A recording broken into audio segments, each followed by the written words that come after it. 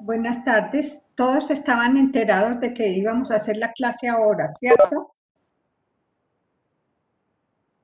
Buenas tardes, doctora. Sí, señora. Bueno. Entonces esperemos un momentico, vamos a hablar. Creo que ya por lo menos cité también a los 3 estudiantes que me mandaron correo que no les estaba llegando la información. Sí, doctora, muchas gracias. Bueno, perfecto. Entonces yo creo que ya no queda faltando nadie que le llegue la información por lo menos.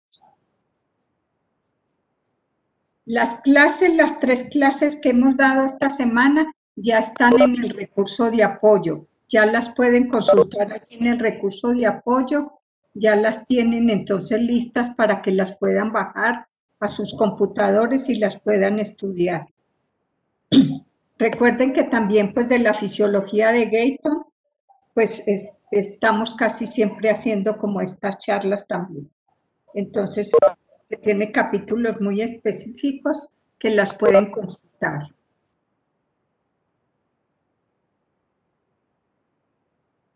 Doctora, buenas tardes. Doctora, ¿Cómo de la está? fisiología de Gayton, nos había también dicho la de Vander para lo del transporte de membrana, ¿no? Sí, también cualquiera de las dos. De todas maneras, pues las diapositivas también traen lo que nos interesa, pero para ahondar un poquitico más, pues están las fisiologías que casi todas tienen un capítulo de renal, ¿sí? Entonces pueden las cualquiera, pero la de Gayton está muy, muy buena. Y Vander también creo que están en la universidad, entonces las pueden consultar en la biblioteca. Bueno, no sé cuántos habrán llegado ya. Bueno, ya han llegado muchos. Voy a compartir entonces la pantalla. ¿Qué vamos a ver hoy? Hoy vamos a ver un poco, aclarar un poco más de lo que hablamos en la clase, en las clases anteriores, de que era entonces filtración renal y filtración glomerular. ¿Están viendo mi pantalla? Sí, señora. Bueno, perfecto. ¿Y el sonido está bien? Sí, señora. Bueno, entonces vamos a empezar con esto. Hoy vamos a ver entonces filtración glomerular y flujo sanguíneo renal, ya un poco más detalladamente. Voy a apagar mi cámara.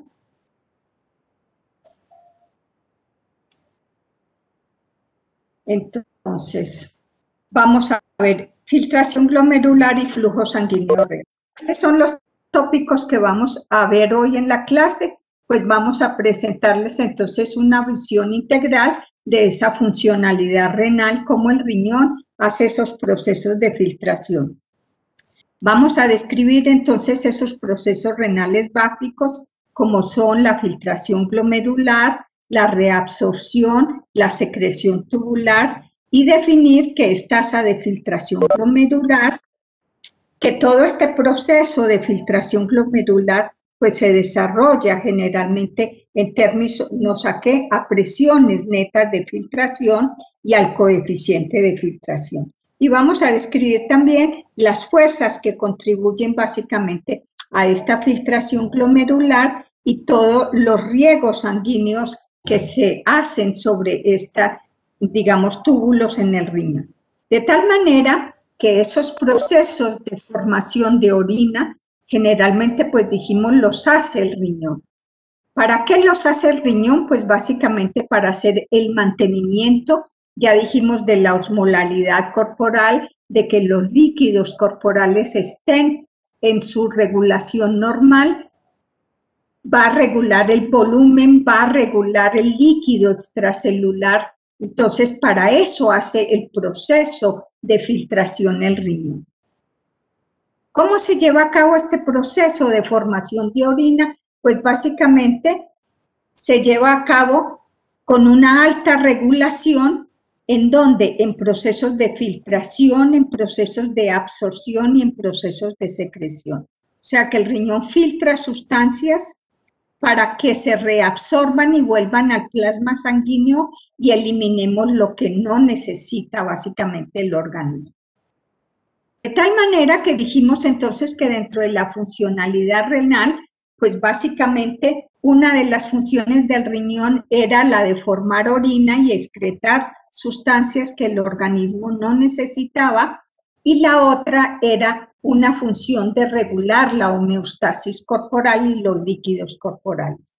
De tal manera que ahí hacía entonces toda esa función de regular todo lo que es la economía corporal, el agua corporal, los electrolitos y la osmolalidad. Les pregunto una cosa y me contestan. ¿Agua corporal la va a dictar el doctor García al fin o no? ¿O ya se la dictó? Pues doctora, justo ayer él estaba diciendo eso, que él le iba a dar, pero como que al final, bueno, o que si usted no las iba a dar, no se sabe muy bien.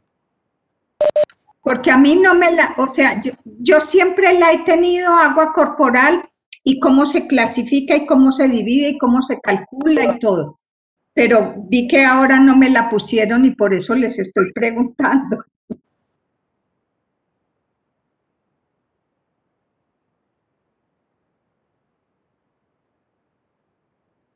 Ah, bueno, pues si quiere.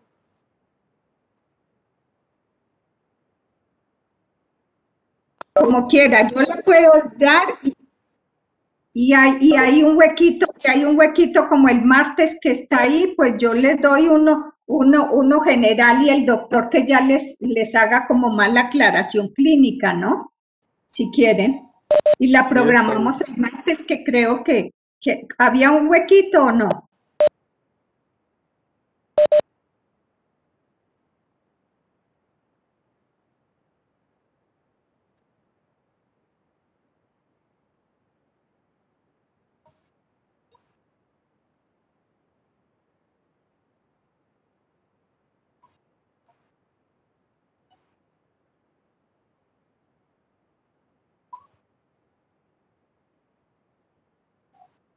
Ah, muy grave.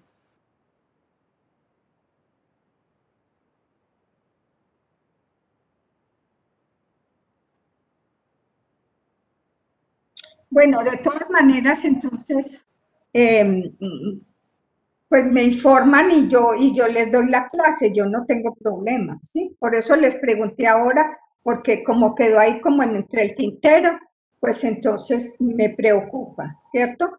Pero Juan Felipe me puede confirmar, si Juan Felipe me puedes confirmar si sí o no dictamos la clase entonces, ¿sí?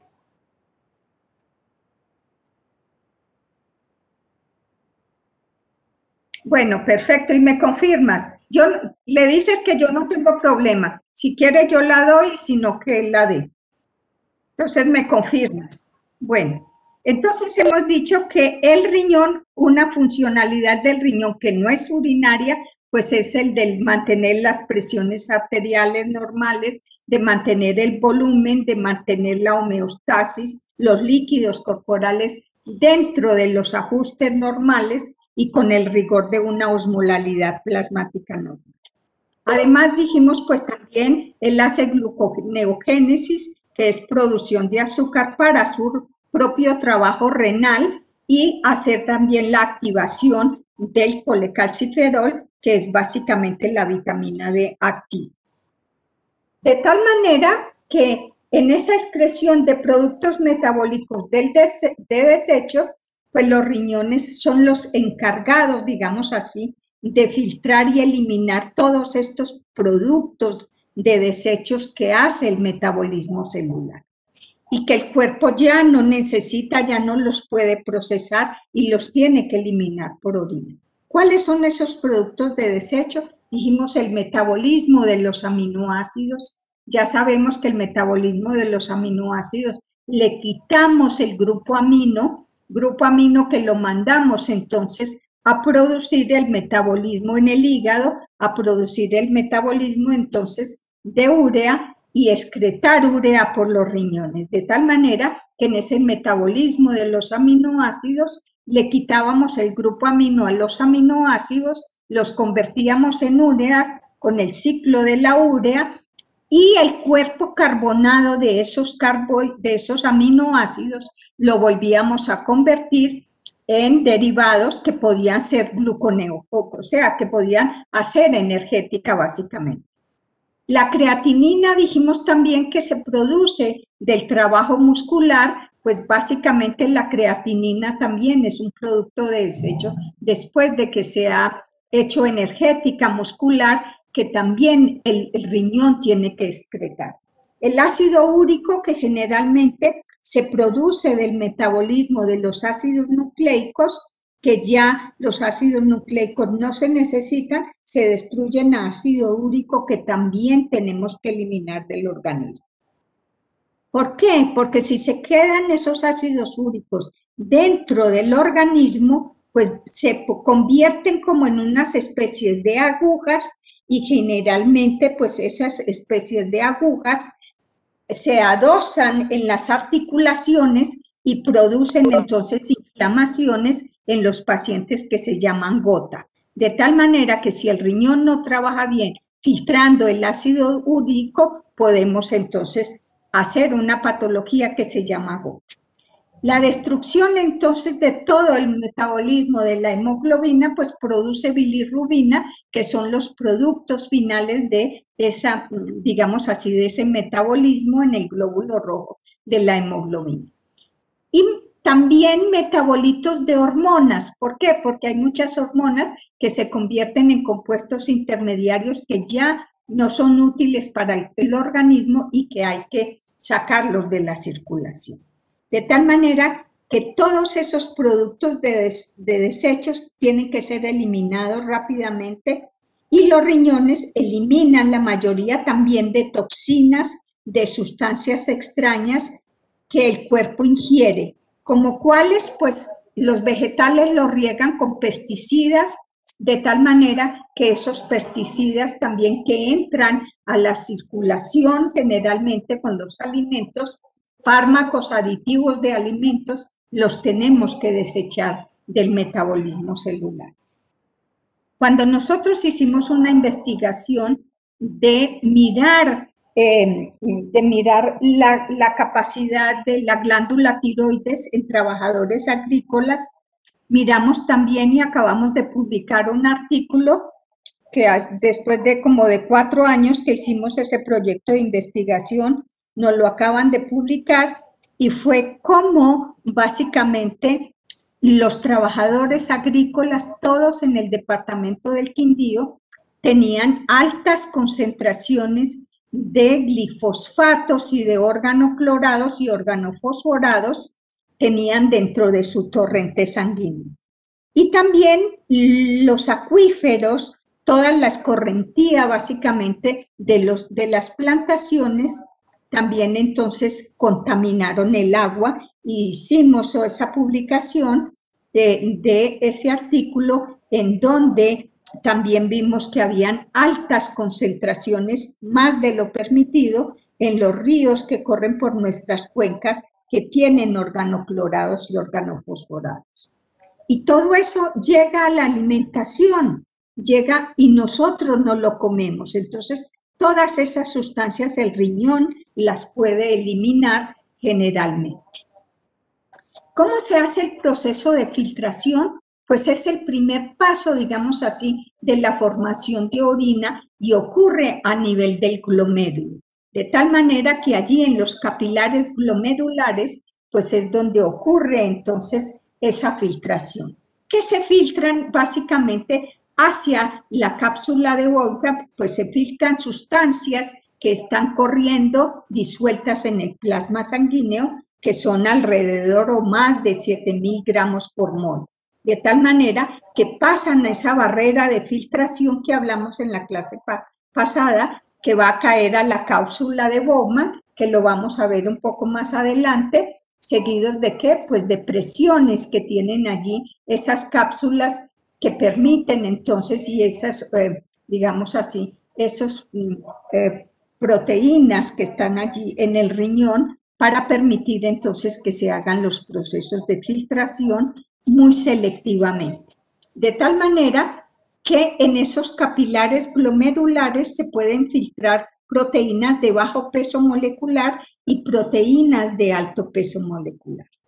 Pero ¿qué es lo que pasa? Generalmente por esos capilares glomerulares filtran hacia la cápsula de Bowman, hacia el espacio de Bowman, proteínas o sustancias de peso molecular pequeño, pero no las grandes. Las grandes de peso molecular se quedan dentro de esos capilares glomerulares.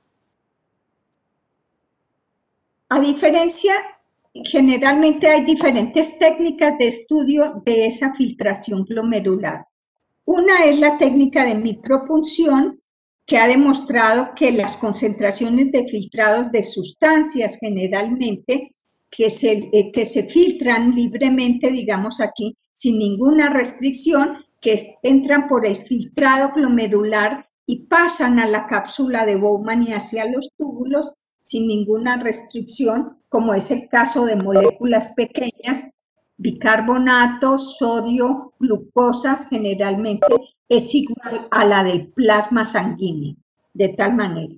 Pero que algunos componentes del plasma, generalmente con pesos moleculares menores de 7.000 gramos por mol, que circulan asociados a proteínas, como es el calcio básicamente, pues no se filtran libremente. ¿Por qué? Porque ellos están pegados al calcio.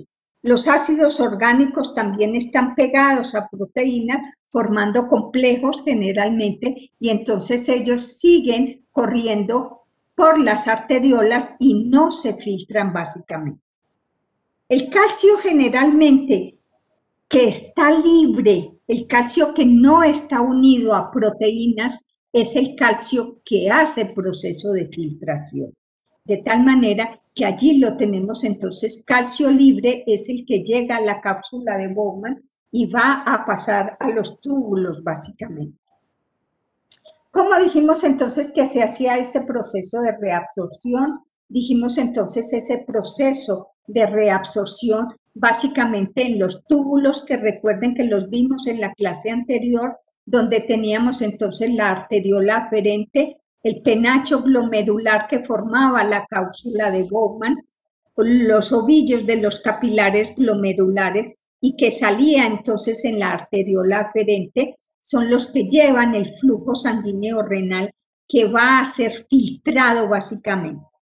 De tal manera que ese filtrado de la sangre, dijimos, entraba básicamente por mecanismos pasivos o mecanismos activos que los vimos en la clase anterior, unos arrastrados por proteínas como cotransporte, otros que pasaban por gradiente de concentración y entonces entraban a los túbulos básicamente. Que una porción grande de esos electrolitos o de esas sustancias que entraban al filtrado glomerular, que dijimos era el 20%, pues se reabsorbía básicamente y volvía a los capilares, entonces, para llegar al plasma sanguíneo. Y que algunas sustancias de ellas también, durante el correr de los capilares, podían ser secretadas hacia el interior de los túbulos y que en todos los procesos de recorrido de los túbulos se producía reabsorción dependiendo de las necesidades que el organismo, o secreción dependiendo de las necesidades que el organismo tuviera de ajustar la osmolalidad y los volúmenes plasmáticos.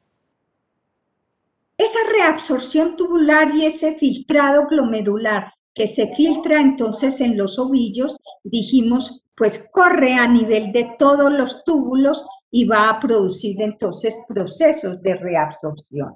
Dijimos que en el túbulo contorneado proximal era donde se producía la mayor cantidad de reabsorción de solutos, como eran los aminoácidos, glucosa, sodio y agua básicamente, y que aproximadamente el 80% de esa reabsorción del agua se hacía entonces en este túbulo contorneado proximal y que se hacía básicamente por ósmosis, de tal manera que ese arrastre de sodio llevaba también consigo agua por ósmosis hacia la reabsorción y que el 20% que es reabsorbido en el túbulo contorneado proximal y en el túbulo colector, dependiendo de qué, de los requerimientos que tuviera el organismo y de las necesidades entonces de ajustar la osmolalidad y las concentraciones. En ese recorrido generalmente que hacen por los túbulos todas estas sustancias mediante procesos, dijimos, activos o pasivos, pues básicamente lo que va a hacer es que va a concentrar aquellas sustancias que necesita eliminar, como cuáles, como urea, como amonio, como hidrogeniones y como potasio, de tal manera que además de sustancias, también eliminamos acidez en el organismo y eliminamos también entonces potasio del organismo. De tal manera que esa excreción de orina que es, pues es la sensación de que una vejiga está llena de líquidos y que nos dice vamos al baño porque necesitamos evacuar esos líquidos. De tal manera que todos esos líquidos que llegan al túbulo colector, en donde aún se pueden reabsorber, ¿cierto? ¿Por qué se reabsorben? Porque dependiendo de la necesidad que tenga el organismo de ajustar el volumen, podemos reabsorber dependiendo de qué, de hormonas, dijimos, y entonces allí se puede reabsorber una cantidad, pero generalmente ese líquido que recibe el túbulo colector, pues ya se denomina orina propiamente dicha. De tal manera que esos túbulos colectores van a desembocar en los cálices renales y de allí van a ir a la pelvis renal, a los uréteres, a la vejiga urinaria, donde se almacena la orina hasta que ya produce ese reflejo de micción, básicamente, que es el momento en que nos dice tenemos que evacuar el líquido hacia el exterior, básicamente. ¿Cómo se hace entonces ese procesamiento de sustancias por el riñón? Dijimos que no todas las sustancias que entran por el plasma sanguíneo son procesadas de igual manera. De tal manera que esas cantidad de sustancias que entran por filtración glomerular dependen de qué tipo de sustancias son. Dijimos que habían unas sustancias A que solo sufren filtración y por lo tanto la cantidad filtrada en miligramos por minuto puede ser o en miliequivalentes por minuto o en milimoles por minuto, que son unidades de concentración que se pueden dar, va a ser igual a la cantidad excretada. O sea, todo lo que se filtra sale por orina básicamente, en una sustancia cualquiera. En otras sustancias generalmente sufre reabsorción total. ¿Qué quiere decir? Aquí tenemos sustancias como los aminoácidos y la glucosa se filtran, pero dijimos todas se reabsorben y van a la circulación nuevamente. Esa sustancia A que se filtra generalmente, que sufre proceso de filtración, por lo tanto, toda la cantidad filtrada es igual a la cantidad excretada. De tal manera que allí podemos filtrar inulina, que es un marcador de compartimientos celulares, polímeros de fructosa, se comportan de esta manera, o sea que todo lo que se filtra se va a eliminar directamente por orina. La creatinina que se excreta es casi toda lo que se filtra básicamente y es excretada entonces por orina y sal. De tal manera que la cantidad filtrada de estas sustancias, como inulina, como polímeros de fructosa, toda la cantidad que se filtra es la misma cantidad que se excreta. Pero también tenemos algunas sustancias que sufren filtración y que sufren reabsorción. Dentro de estas tenemos entonces aminoácidos, tenemos la glucosa básicamente, que dijimos se filtran, pero regresan por reabsorción nuevamente al torrente sanguíneo. Y entonces la cantidad generalmente que se filtra tiene que ser menos la cantidad que se reabsorbe básicamente. En este caso, la cantidad filtrada de esa sustancia B es igual a la cantidad reabsorbida y la concentración de orina va a ser igual a 0, ¿cierto? porque si toda se reabsorbe es igual a 0, pero si alguna se reabsorbe y deja pasar, sobre todo cuando pasamos el umbral de esa tasa máxima de filtración que hablamos la clase pasada en la glucosa, pues se va a excretar glucosa por orina, ¿sí? O cuando hay un daño grande de proteínas que se destruyen, muchos aminoácidos, pues también si pasan la tasa máxima de filtración, aparecen en la orina, que no debería de ser lo normal. Entonces eso está indicando que hay alguna patología de base, porque si es 0 la concentración de estas sustancias que se reabsorben, porque aparecen en la orina. Entonces hay que poner cuidado porque estas sustancias generalmente aparecen en la orina porque hay alguna patología de base.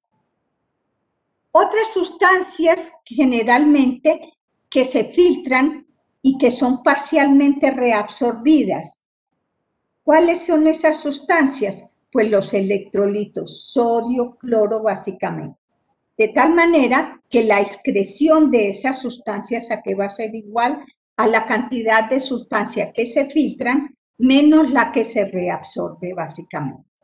De tal manera que allí tenemos entonces que estos electrolitos también se pueden excretar por orina.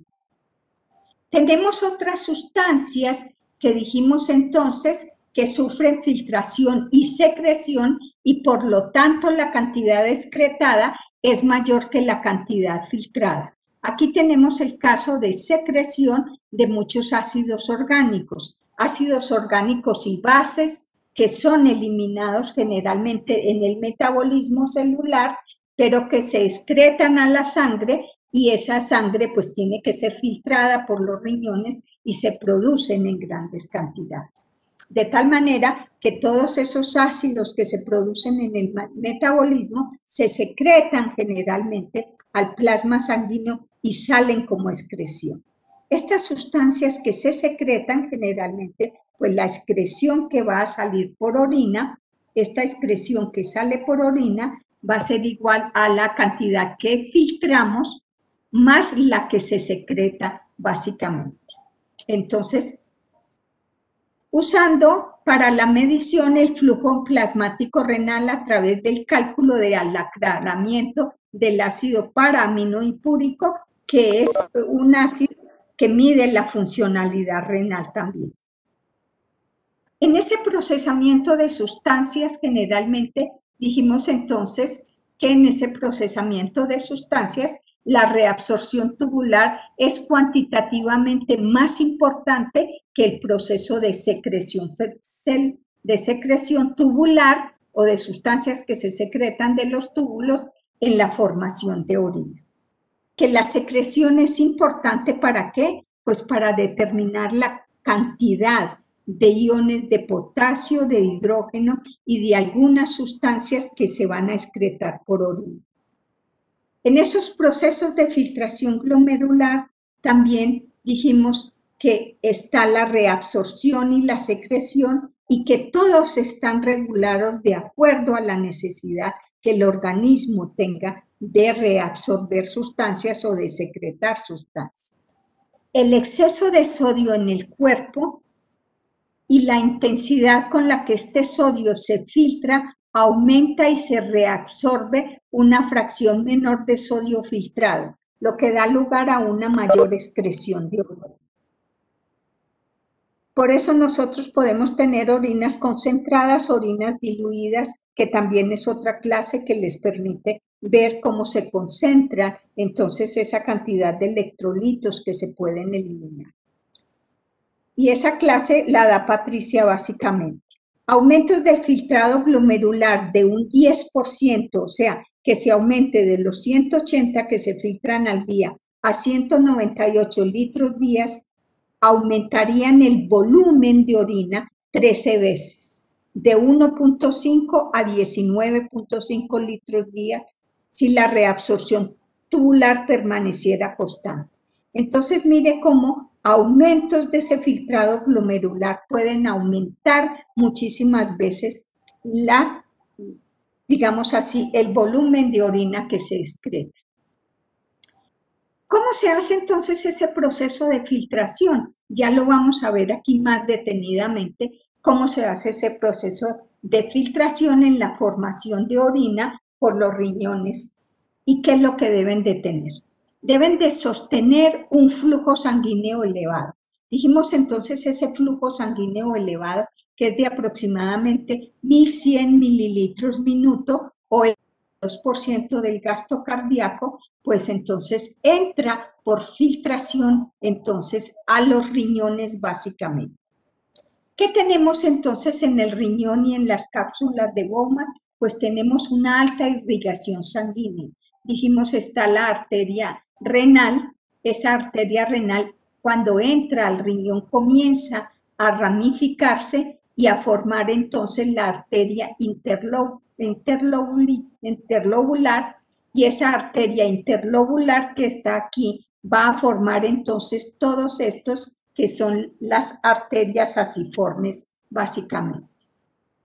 De tal manera que esta arteria asiforme que tenemos aquí puede formar en el lado de la corteza las arteriolas aferentes y las interlobulares y en la parte de irrigación hacia la médula forman lo que se conoce como la vasa recta. De tal manera que esta arteria interlobular es muy importante porque de allí se desprende la arteriola aferente, que es la que lleva el riego sanguíneo para formar los capilares glomerulares, y de esos capilares, de ese ovillo de capilares glomerulares, se va a desprender la arteriola eferente, básicamente. De tal manera que todo el riego sanguíneo entra por la arteriola aferente, se forma el ovillo de capilares que sale por la arteriola eferente que comienza entonces a ramificarse y a envolver los túbulos que forman la nefrona, básicamente tanto en la parte de la corteza como en la parte de la médula, formando entonces los capilares pelitubulares y la vasa recta hacia el asa de Henle. Terminando en qué todo ese riego sanguíneo, pues en las venas, por donde salen entonces esos desechos de filtración.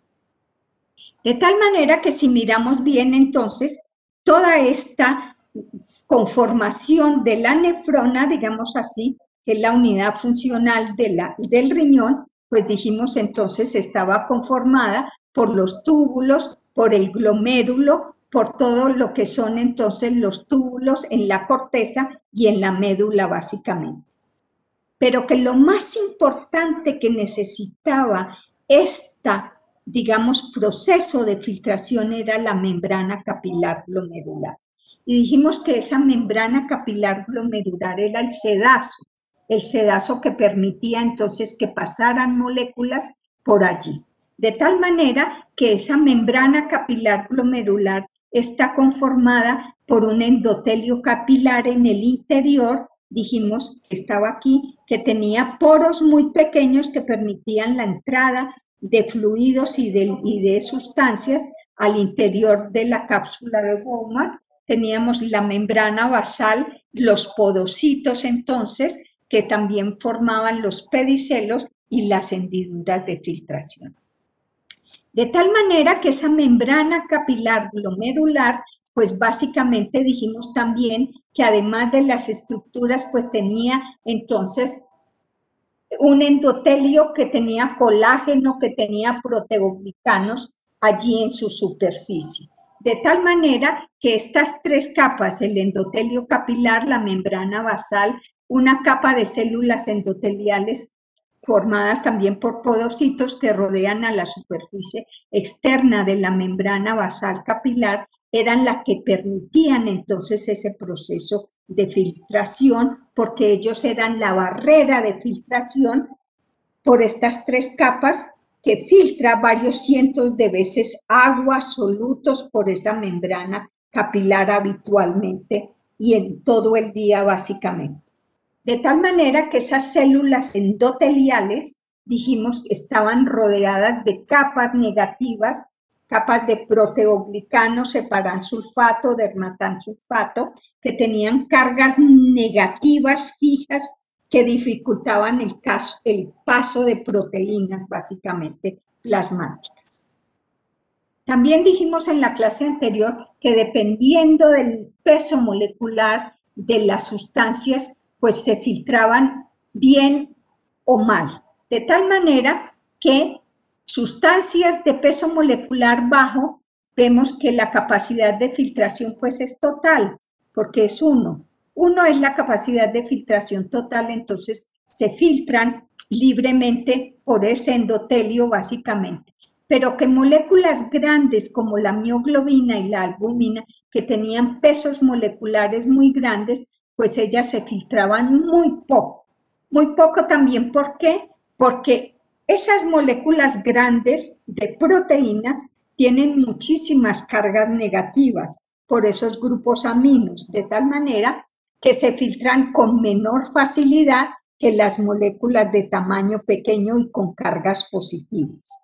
De tal manera que la carga negativa de las proteínas va a ser repulsión electrostática con esa barrera, digamos así, de filtración a nivel renal que ejercen esos proteoglicanos que están en la pared endotelial de los glomérulos para que esas proteínas no pasen por allí.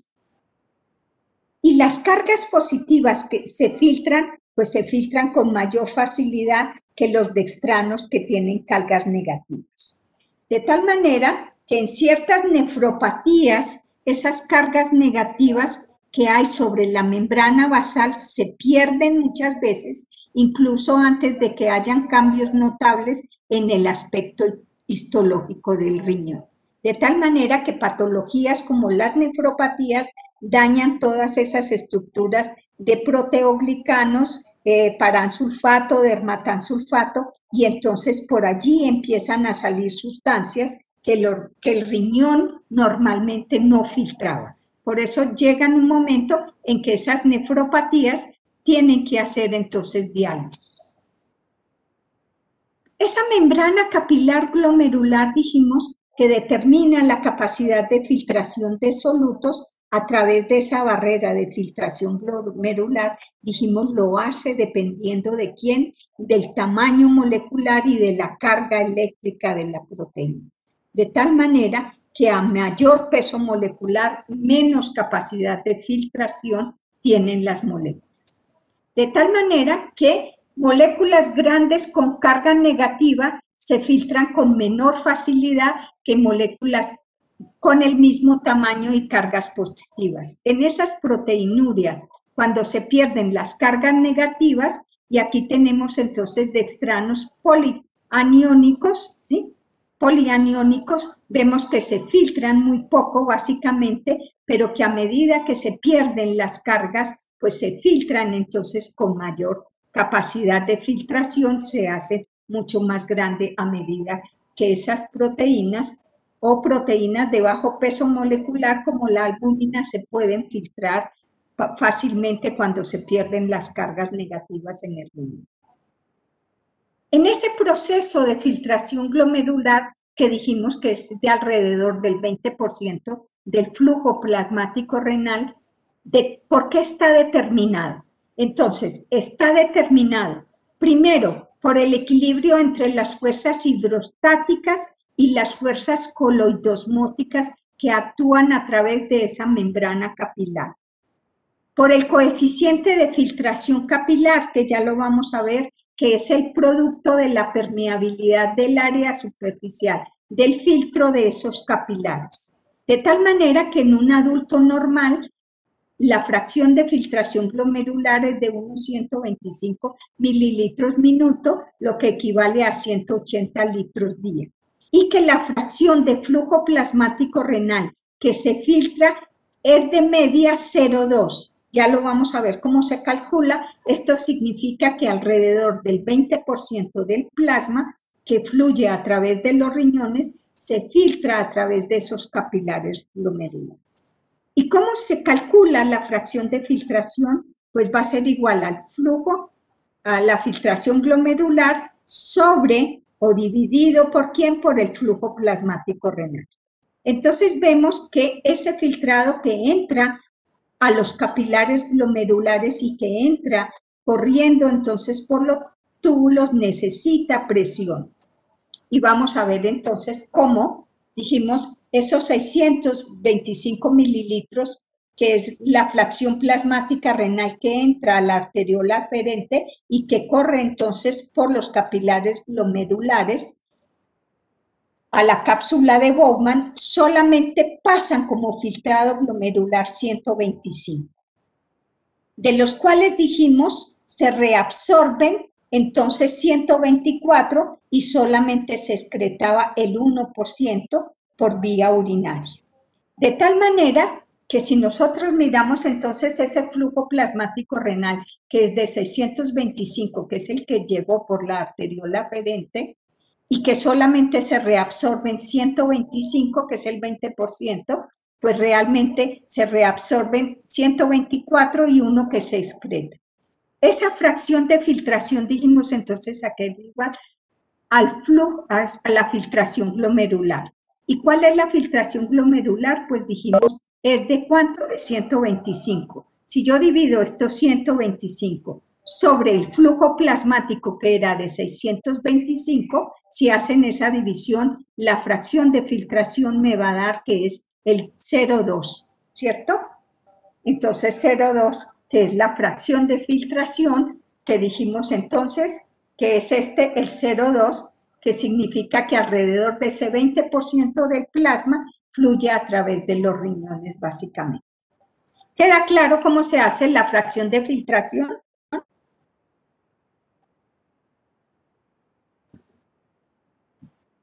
Chicos. La verdad no tan claro. Dime. No me quedó tan claro. Pues traté de entenderlo ahí desde los 125 mililitros que se filtran, ¿cierto? Bueno, entonces mire, entraron 625. Esos 625 es el flujo plasmático, lo que llegó total, ¿sí? ¿A dónde? A los capilares, ¿sí? De esos 625, solamente se filtran 125 mililitros que entraron por los túbulos, ¿sí? Entonces, ¿el filtrado glomerular es qué? Pues son esos 125 mililitros que entraron a los túbulos, ¿sí? Para mirar la fracción de filtración. ¿Cuánto es la fracción de filtración? ¿Sí? Dividido por qué? Por el total de la sangre que se filtró. O sea, aquí ponemos 125 mililitros minutos dividido por 625. Eso me da 0,2. ¿Sí? Esa es la fracción de filtración. ¿Cómo se hace entonces la tasa de filtración glomerular? El volumen de plasma que se filtra en los riñones por unidad de tiempo se le denomina velocidad de filtración glomerular o índice de filtración glomerular. Esa tasa de filtración glomerular depende de ¿qué? Dijimos, depende de la permeabilidad hidráulica de esa barrera de filtración, de esa membrana que tenía allí, de ese sedazo que dijimos que había allí, del área de filtración, de la presión neta de filtración. De tal manera que la tasa de filtración glomerular va a ser igual ¿a quién? Pues a esa permeabilidad hidráulica de la barrera por el área de filtración, o sea, lo que tiene de área ese flujo de capilares que aparecen allí en el riñón, ¿por quién? Por la presión neta de filtración. Pero realmente ni la permeabilidad hidráulica en el riñón, ni el área de filtración se pueden medir muy fácilmente. Por lo tanto, entonces, la permeabilidad hidráulica va a ser muy alta, aproximadamente 50 veces mayor que la encontrada en cualquiera de los capilares del músculo esquelético, básicamente, pero es difícil de medir. ¿Debido a qué? a que el área tampoco de ese lecho capilar se puede medir, porque uno no puede entrar allá y medir entonces esa permeabilidad, ni medir tampoco el área del lecho capilar. Por eso se trabaja entonces con una constante de filtración. Esa constante de filtración es mucho más fácil de estimar esa permeabilidad hidráulica y el área de filtración, y por eso la tasa de filtración glomerular entonces ya va a depender del coeficiente de filtración. ¿Por quién? Por la presión neta de filtración. ¿Y cómo se calcula esto? Pues entonces vamos a empezar a mirar. Dijimos entonces que esos factores de lo que depende esa presión neta de filtración básicamente corresponde a la suma algebraica de las fuerzas que favorecen la filtración del plasma, porque nosotros tenemos fuerzas que empujan la sangre hacia la cápsula de Bowman y fuerzas que están en la cápsula de Bowman que regresan líquido hacia los capilares, básicamente. De tal manera que allí tenemos entonces que esa presión neta de filtración depende de las presiones de ¿quién? De la presión hidrostática dentro del capilar glomerular, que es esta que ya la vamos a ver cuánto mide, esta presión que ejerce fuerza de salida, la presión oncótica de la cápsula de Bowman, que también entonces ejerce fuerza de salida, las fuerzas que se oponen al proceso de filtración, que son entonces la presión hidrostática dentro de la cápsula de Bowman hacia los capilares, básicamente, y la presión oncótica de esos capilares, básicamente glomerulares, que también se oponen a esa fuerza. De tal manera que la presión neta de filtración es la suma entre la presión entonces hidrostática dentro del capilar glomerular más la presión oncótica de la cápsula de Bowman menos ¿quién? La presión hidrostática de la cápsula de Bowman más la presión oncótica o la presión coloidosmótica, que lo encuentran en algunos textos del capilar glomerular. Vamos entonces a mirar qué es lo que pasa. En esa filtración o en esa tasa de filtración glomerular va a estar determinada por qué dijimos, por las presiones, por las fuerzas hidrostáticas y coloidosmóticas de la membrana glomerular, que se llaman ¿qué? Pues presiones de filtración neta.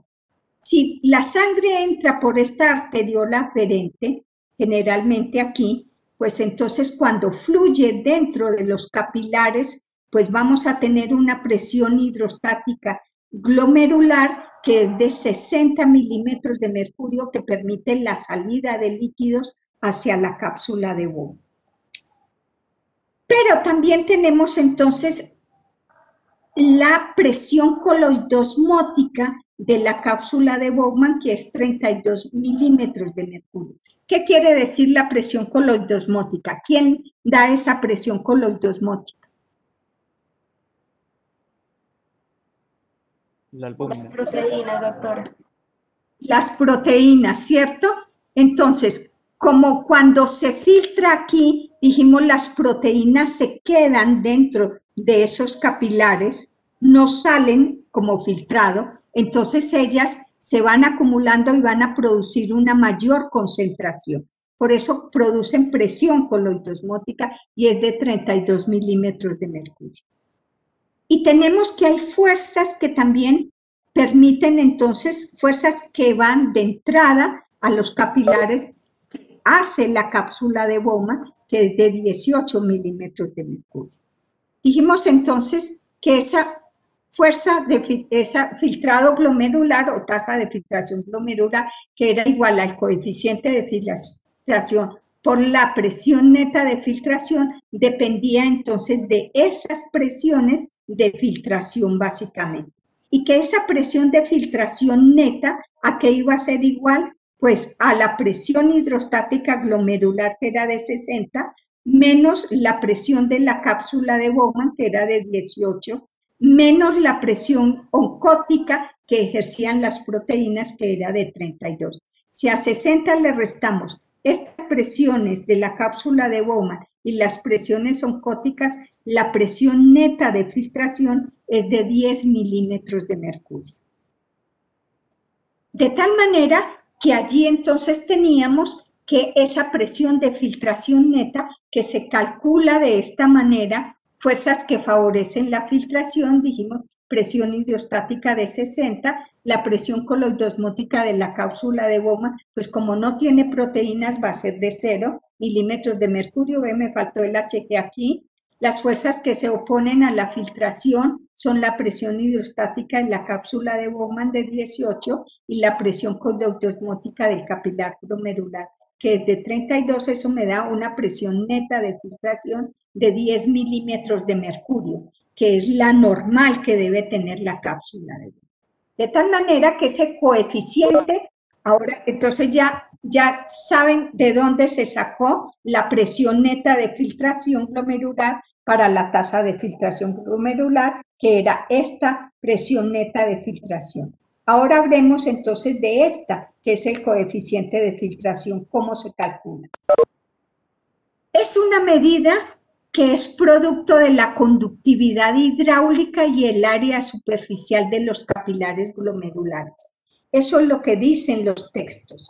Pero resulta que en el texto de Bessey Taylor dicen, es el coeficiente de filtración y representa una propiedad del capilar que se relaciona con su permeabilidad debido a las numerosas fenestraciones del endotelio de los capilares glomerulares y con la superficie capaz de realizar el proceso de filtración. Entonces, como no se puede llegar allí ni a las presiones ni a las áreas, pues entonces se determinó el coeficiente de filtración. De tal manera que ese coeficiente de filtración, ¿a qué va a ser igual? Pues al filtrado glomerular sobre la presión de filtración neta que acabamos de decir que era 10 milímetros de mercurio. ¿Y la filtración glomerular era qué? Pues lo que pasaba a la cápsula de Bowman, que dijimos de esos 625, solamente pasaban 125 mililitros. Por lo tanto, entonces, si dividimos estos 125 minuto que pasan como filtrado glomerular por la presión de filtración, pues básicamente eso nos da entonces de que el coeficiente normal de filtración es 12,5 milímetros de mercurio. ¿Qué quiere decir? Que el riñón produce un ultrafiltrado. Ese ultrafiltrado es muchísimo más grande, es 400 veces más grande que los coeficientes de filtración del resto del cuerpo, que son de 0,01 milímetro de mercurio. Entonces es un ultrafiltrado mucho mayor que todos los sistemas capilares, 400 veces mayor que todos los sistemas capilares del cuerpo. Por eso entonces es un coeficiente de filtración muy alto básicamente. ¿Cuáles son los determinantes entonces de esa filtración glomerular? Pues básicamente el aumento del coeficiente de filtración capilar glomerular incrementa siempre la fracción o el filtrado glomerular. ¿Cómo lo hace? Porque si aumento del coeficiente de filtración, ¿qué va a elevar? Pues la tasa del filtrado glomerular o la tasa de filtración glomerular. Y disminuciones de ese coeficiente de filtración que van a hacer bajar la filtración glomerular. O sea que si se aumenta ese coeficiente que se está aumentando, pues el área y la presión y por lo tanto va a haber mayor flujo hacia la cápsula de Bowman. En cambio, si se disminuyen ese coeficiente de filtración, que es el área y el recorrido que hacen, y el endotelio que filtra, pues entonces allí se va a bajar la filtración glomerular. ¿Queda entendido hasta ahí?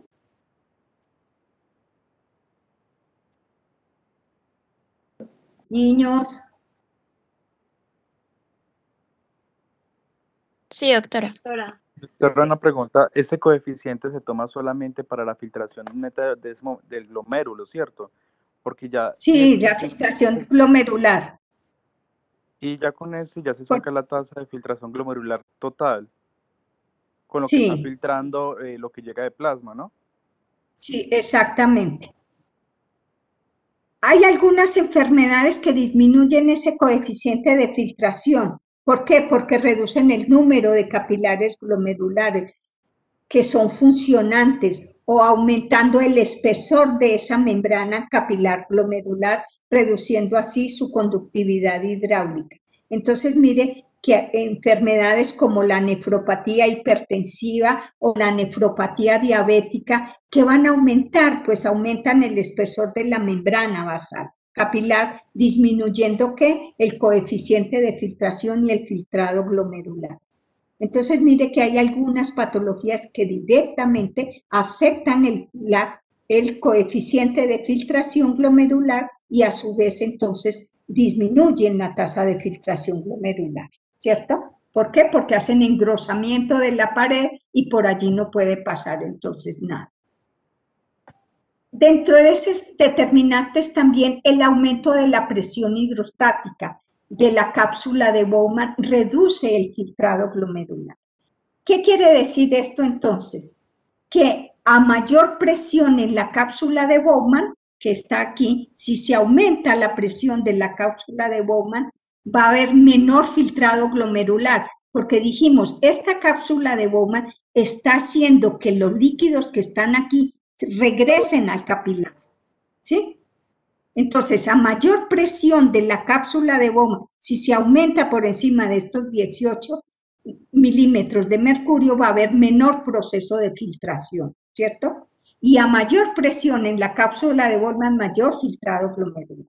Entonces, a mayor presión en la cápsula de Bowman, una y a mayor pregunta, presión, ahí no sería a menor presión, mayor filtrado glomerular.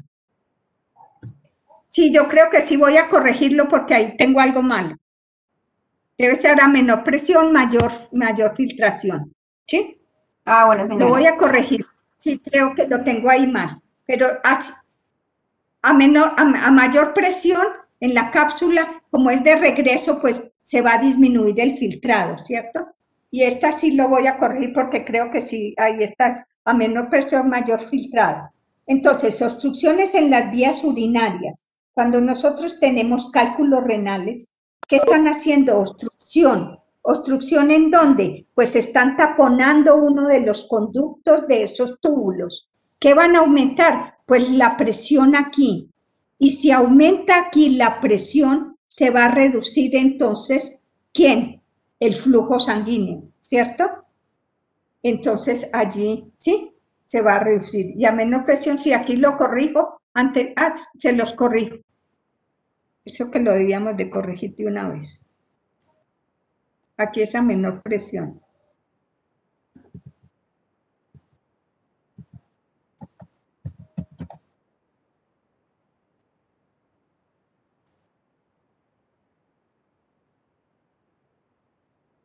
¿Listo? Entonces, obstrucciones de cálculos urinarios, por eso es que tenemos que tratar de que no se nos hagan cálculos renales, porque esos cálculos renales hacen taponamiento y ese taponamiento, pues, que va a ser obstrucción. Y al haber obstrucción en la cápsula de Bowman, pues entonces se van a reducir los flujos renales, porque aquí está haciendo una mayor presión en donde no permite que estas fuerzas interactúen para que filtre. Miremos aquí más detalladamente determinantes de esa presión de filtración. Aumentos de la presión coloidosmótica capilar reduce el filtrado glomerular. Resulta que por la arteriola aferente filtramos todo, dijimos. Filtramos la sangre que tiene electrolitos, que tiene proteínas, ¿sí? Pero que esas proteínas, dijimos, no pueden pasar la barrera porque la barrera hace que las cargas negativas impidan entonces ese paso. De tal manera que en la medida en que se va filtrando los electrolitos hacia la cápsula de Bowman, se aumentan entonces en la arteriola hacia el extremo eferente la concentración de proteínas plasmáticas. De tal manera que solamente se filtran al plasma los electrolitos, pero no las proteínas. Y a medida que la sangre pasa hacia la arteriola, pues entonces de la aferente a la eferente, la concentración plasmática va a aumentar en un 20%. Eso hace entonces que a medida que corre la sangre por las arteriolas y los capilares hacia la arteriola aferente, se aumenta entonces en un 20%. Miremos entonces qué pasa con las presiones. En la arteriola aferente, la presión era de 28 milímetros de mercurio cuando llega el flujo sanguíneo, pero a medida que corre por los capilares, la presión hacia la arteriola eferente es de 36 milímetros de mercurio, con una presión media de 32 milímetros de mercurio, que es la que tomamos como presión coloidosmótica, ¿cierto? O presión oncótica, como lo quieran llamar, en ese plasma. ¿De qué dependen entonces esas presiones que ejercen aquí sobre las arteriolas?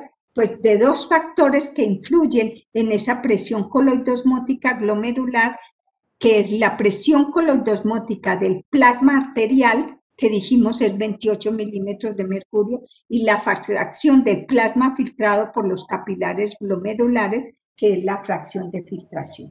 De tal manera que en esa forma entonces se establece un promedio, digamos así, de presión coloidosmótica que es de 32, que es el medio básicamente para que haya un proceso con esta presión coloidosmótica de líquidos que se filtran hacia la cápsula de Bowman. De tal manera que el aumento de la presión coloidosmótica capilar glomerular reduce la fracción de filtración glomerular. A menor flujo sanguíneo renal, mayor fracción de filtración. Y a mayor fracción de filtración, mayor presión coloidosmótica glomerular y menor filtración glomerular, dijimos entonces. Y al contrario, a mayor flujo sanguíneo hacia el glomérulo, pues mayor proceso de filtración glomerular.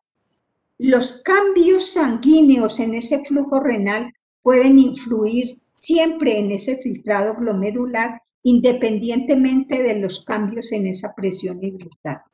O sea que esta presión coloidosmótica influye, pero a veces influyen más las presiones hidrostáticas, ¿cierto? Que son en el glomérulo. De tal manera que aumentos de presiones coloidosmóticas en los capilares glomerulares reducen el proceso de filtración. Aquí tenemos entonces una filtración normal de líquidos, pero que cuando se aumenta esa presión coloidosmótica, pues básicamente se aumenta entonces la fracción de filtración glomerular, dependiendo de las distancias, desde el extremo aferente hasta el extremo eferente. Y a menor presión coloidosmótica, pues se disminuye entonces ese proceso de filtración glomerular. ¿Qué pasa entonces cuando hay aumentos de las presiones hidrostáticas? Mire que ya las presiones hidrostáticas es esas partículas que entran pequeñas que están ejerciendo presión allí sobre la membrana básicamente de los capilares glomerulares, que dijimos esa presión hidrostática glomerular que es de salida, pues es de 60 milímetros de mercurio. De tal manera que cambios en esta presión hidrostática son la principal forma de regulación fisiológica de ese filtrado glomerular. Entonces, ¿por qué? Pues porque yo puedo influir sobre la reabsorción de sodio, sobre la reabsorción de electrolitos que puedo dejar salir si lo necesito o que puedo retener si lo necesito. De tal manera que modificando esta presión hidrostática glomerular, yo puedo tener mayor o menor filtración glomerular. A mayor presión hidrostática, mayor filtración glomerular, que va a ir aquí a la cápsula de Bowman, y a menor presión hidrostática, menor fracción de filtración. ¿Cómo se hace entonces este aumento de presión hidrostática en los capilares glomerulares que incrementan ese filtrado glomerular? Pues básicamente las presiones hidrostáticas glomerulares están determinadas por la presión arterial, por la resistencia arteriolar aferente, por la resistencia arteriolar eferente. ¿Qué quiere decir? Que si yo pongo sustancias vasoconstrictoras aquí, pues van a hacer mayor resistencia de flujo que pasa por este capilar. Y si yo hago vasodilatación, pues voy a tener entonces una menor resistencia de flujo que pasa por el capilar, ¿cierto? Entonces, o que pasa por las arteriolas. Entonces, esas constricciones aferentes o eferentes, pues van a modificar el flujo sanguíneo renal. ¿Por qué? Porque si yo hago una vasoconstricción aferente que tengo, pues aumento entonces aquí, aumento la resistencia arteriolar, ¿cierto? Aumento la resistencia del flujo que pasa por aquí. ¿Y qué va a hacer entonces? Si esto reduce el flujo que pasa, ya no deja pasar esos 625, sino que es menor, pues lo que llega aquí al capilar es menor. Por lo tanto, la presión hidrostática se reduce. Y si se reduce la presión hidrostática de ese capilar glomerular, pues ¿qué se reduce? La fracción de filtración, ¿cierto? Y por lo tanto se reduce el flujo sanguíneo renal. Al contrario, si tengo una vasodilatación, pues permite entonces que entre un torrente grande de líquidos hacia los capilares glomerulares y por lo tanto aumentan la presión glomerular y aumentan el filtrado glomerular, disminuyendo ¿qué? El flujo sanguíneo renal. Y al contrario, si tengo constricciones leves en la arteriola eferente, ¿qué me van a producir? Pues aquí me van a hacer una retención de líquido que se va a retener dentro de esta fracción de filtración aquí en la cápsula de Bowman y por lo tanto también me va a aumentar el filtrado glomerular. Entonces, esas fracciones de filtrado glomerular con la resistencia arteriolar de la arteriola eferente, pues van a producir entonces un aumento del proceso de filtración. Aumento del proceso de filtración que puede ser inicial cuando las presiones están normales, pero que si se sobrepasa 2 o 3 veces esa resistencia, básicamente el filtrado glomerular comienza a descender. Y lógicamente el flujo sanguíneo también entonces va a descender. Entonces, aumentos bruscos de esas resistencias, digamos así, o de esas presiones hidrostáticas, tanto en la arteriola aferente como eferente, modifican entonces el flujo glomerular básicamente. Cambios que afectan la tasa de filtración glomerular. Cambios que modifican las presiones hidrostáticas, las presiones de la cápsula de Bowman, las presiones oncóticas, entonces también afectan la tasa de filtración glomerular o el filtrado glomerular, como lo encuentran también entonces en otro libro.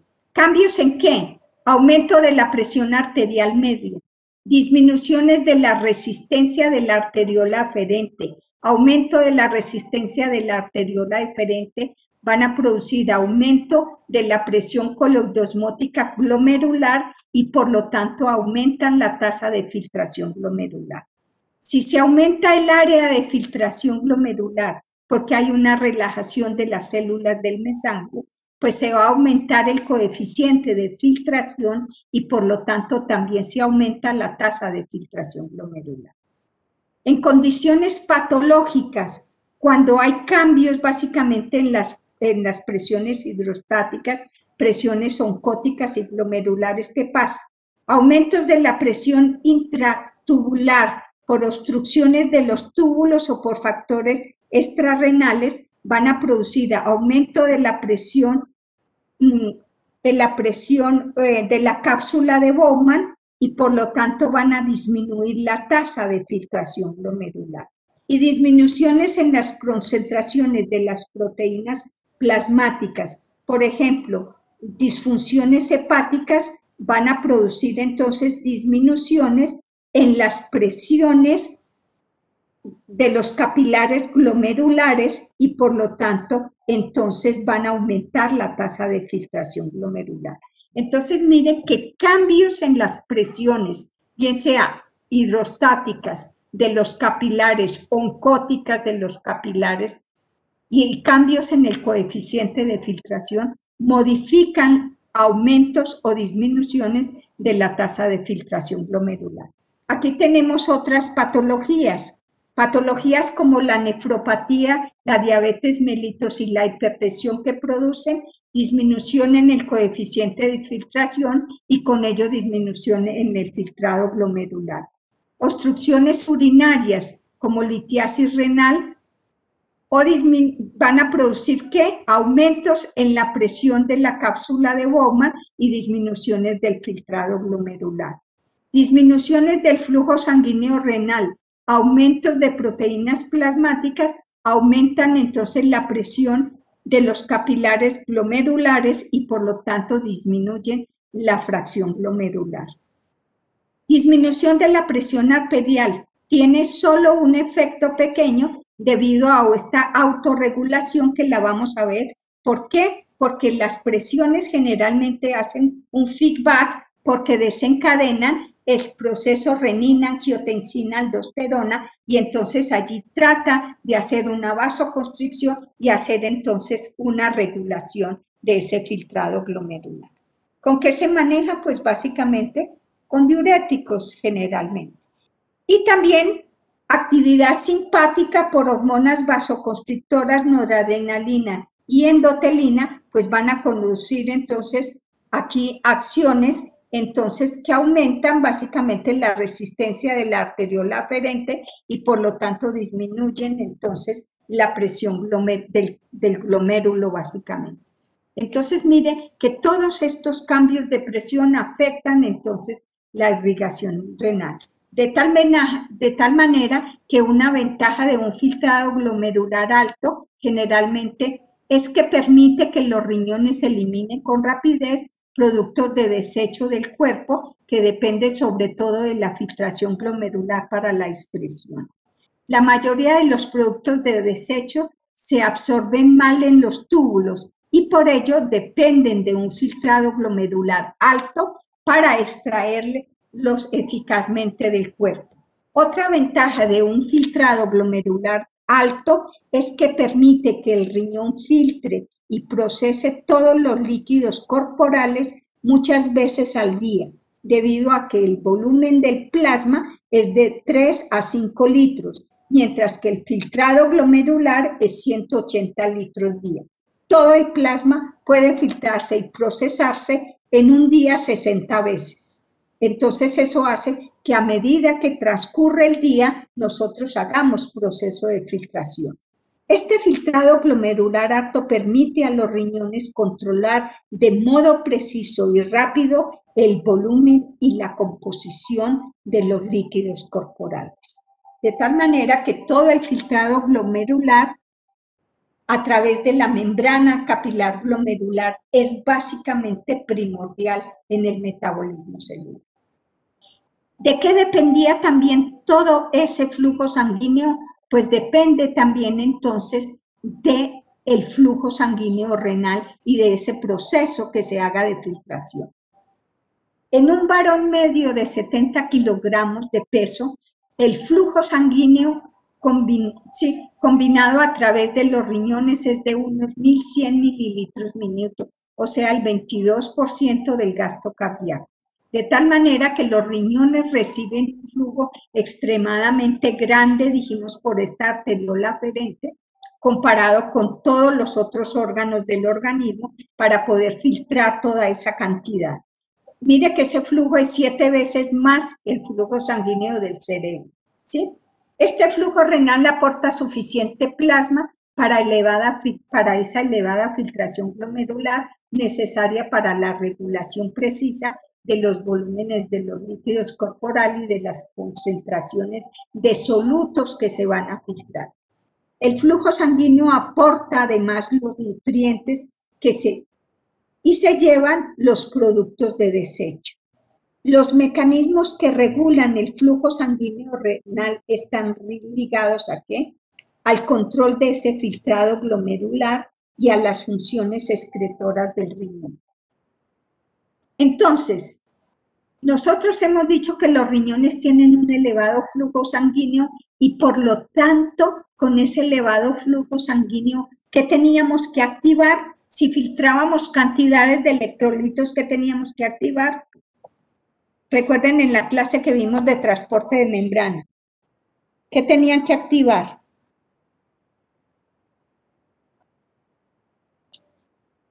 Niños.